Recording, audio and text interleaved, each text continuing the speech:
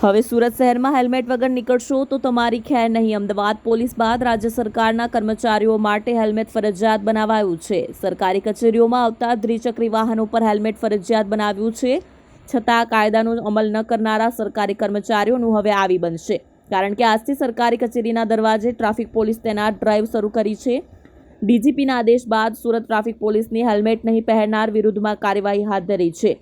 સરકારી કચેરીમાં હેલ્મેટ વગર આવનારા વાહન ચાલકોને દંડ ફટકારવામાં આવ્યા છે. હેલ્મેટ ન પહેરનારને દંડ ફટકારાયો તો હેલ્મેટ પહેરીને આવેલાને ગુલાબથી સ્વાગત કરાયું હતું. પહેલીવાર હેલ્મેટ વગર નિયમ તોડનારને 500 રૂપિયાનો દંડ ફટકારવામાં આવી રહ્યો છે. બીજી વાર 1000નો દંડ ફટકારવામાં આવી રહ્યો છે. આવનારી 15મીએ રાજ્યમાં ફરજિયાત હેલ્મેટનો કાયદો બનશે.